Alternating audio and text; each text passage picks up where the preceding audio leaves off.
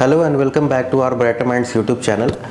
आज की इस वीडियो में हम गवर्नमेंट की पॉलिसीज़ का क्या इम्पैक्ट होता है किसी पर्टिकुलर सेक्टर के अंदर में उसको जानेंगे, और आज हम एक ऐसे स्टॉक के बारे में भी डिस्कस करेंगे जो गवर्नमेंट की पॉलिसीज़ का एक मेजर बेनिफिशियरी रहा है। तो आज की इस वीडियो में हम PLI स्कीम्स के बारे में समझेंगे।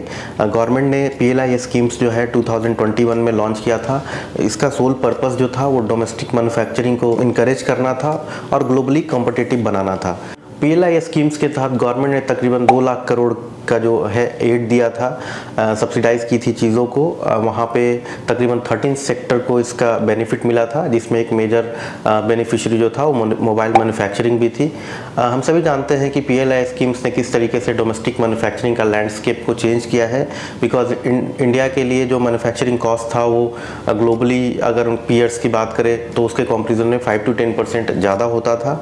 ICEA की रिपोर्ट की अगर हम माने तो इस सेगमेंट के अंदर में काफ़ी ग्रोथ हुआ है। लास्ट 10 ईयर्स के अंदर में मोबाइल फ़ोन प्रोडक्शन वैल्यू जो है वो तकरीबन 19.5 ट्रिलियन रुपीज़ हो गई है, जो कि इंडस्ट्री के प्रोडक्शन टारगेट 20 ट्रिलियन रुपीज़ से जस्ट शॉर्ट है। इन टर्म्स ऑफ वॉल्यूम अगर हम बात करें तो तकरीबन 2.45 बिलियन मोबाइल यूनिट्स जो है वो इस कंट्री ने मैन्युफैक्चर किए हैं during the same period. Mobile production के इंक्रीज़ के साथ अगर हम देखें तो इंडिया की तकरीबन 97% डिमांड जो है वो डोमेस्टिकली कैटर हो जा रही है, और साथ में 30% जो एक्स्ट्रा प्रोडक्शन कर रहे हैं वो एक्सपोर्ट्स के लिए अर्मार्क्ड है। अगर हम सैमसंग एंड एप्पल की बात करें तो एक्सपोर्ट के अंदर में काफ़ी पिवटल रोल उन्होंने प्ले किया है। इंडिया के अंदर में सैमसंग की second largest mobile phone factory है। इसके अलावा एप्पल अपने कई सप्लायर को की बात करें तो उनका भी इंडिया के अंदर में काफ़ी बड़ी मैन्युफैक्चरिंग बेस है। मोबाइल मैन्युफैक्चरिंग के अंदर में अभी भी काफ़ी ज़्यादा अपॉर्चुनिटीज़ अवेलेबल है in terms of export. Global mobile manufacturing companies like Apple, उनके लिए इंडिया जो है एक ग्लोबल फैक्ट्री की तरह है। यहाँ से कई शिपमेंट्स जो है यूरोपियन कंट्रीज़ को, इसके अलावा नॉर्थ अमेरिका को जाती हैं। सो बेसिकली PLI स्कीम्स ने इंडिया के इकोसिस्टम को काफ़ी बूस्ट किया है। मोबाइल सेगमेंट के अंदर में काफ़ी ज़्यादा इंप्रूवमेंट्स हुई है। India second largest mobile producing country बन गई है। इंडिया के अंदर में मोबाइल प्रोडक्शन के अंदर में काफ़ी ज़्यादा अपॉर्चुनिटीज़ आज भी अवेलेबल है। तकरीबन 650 मिलियन स्मार्टफोन यूज़र हैं इस कंट्री के अंदर में, और तकरीबन 250 मिलियन जो यूज़र्स हैं वो आज भी फीचर फ़ोन यूज़ करते हैं, and they will migrate to the smartphone segment over a period of 5 to 10 years. तो इस सेगमेंट के अंदर में कई कंपनियां जो वर्क कर रही हैं उनके लिए एक बहुत बड़ी अपॉर्चुनिटी है। इसी सेगमेंट को कैटर करने वाली कंपनी डिक्सॉन टेक्नोलॉजी हमारे इस वीक की स्टॉक ऑफ द वीक है।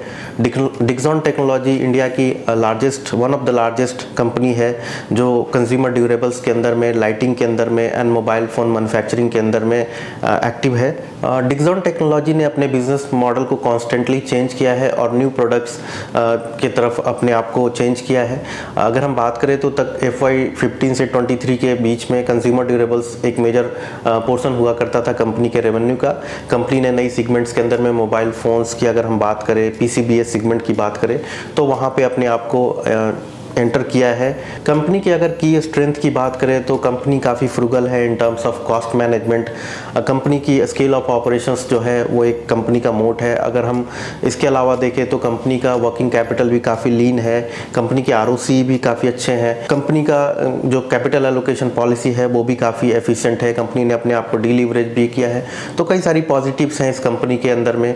कंपनी के अंदर में अगर हम रिसेंट ट्रिगर्स की बात करें तो कंपनी की wholly owned subsidy Padget electronics ने कॉम्पैल के साथ कॉन्ट्रैक्ट मैन्युफैक्चरिंग का एग्रीमेंट किया है। कॉम्पैल के लिए कंपनी जो है वो मोबाइल मैन्युफैक्चर करेगी। कॉम्पैल वर्ल्ड की one of the leading manufacturer है। नोटबुक की बात करें या डेटा सेंटर इक्विपमेंट्स की बात करें, मोबाइल की बात करें।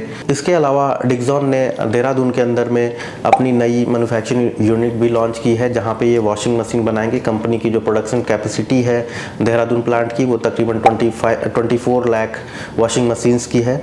इसके अलावा कंपनी की सब्सिडरी डिक्सॉन इलेक्ट्रो मैन्युफैक्चरिंग ने फरवरी के अंदर में रेफ्रिजरेटर मैन्युफैक्चर करने का जो प्लांट है उसको कमीशन कर दिया है। तो ये भी एक अपसाइड ट्रिगर देता है इस कंपनी को। कंपनी के रिसेंट Xiaomi के साथ जो टाइप्स हुए थे उसमें भी कंपनी जो है वो प्रोडक्शन रैंप अप करने की बात कर रही है। 2 to 3 lakh units per month बनाने की बात कर रही है। तो ये भी एक रेवेन्यू जनरेटर है। इसके अलावा कंपनी ने चाइना की BBK ग्रुप के साथ भी टाइप किया है। BBK ग्रुप चाइना की one of the leading mobile manufacturing company है, जिनके कई सारे पॉपुलर ब्रांड्स हैं, Vivo, Oppo and Realme. Realme. Company के लिए आईटी हार्डवेयर का जो सेगमेंट है वो भी एक रेवेन्यू जनरेटर है, जो आने वाले टाइम में काफ़ी बड़ा रेवेन्यू कंट्रीब्यूट कर सकता है।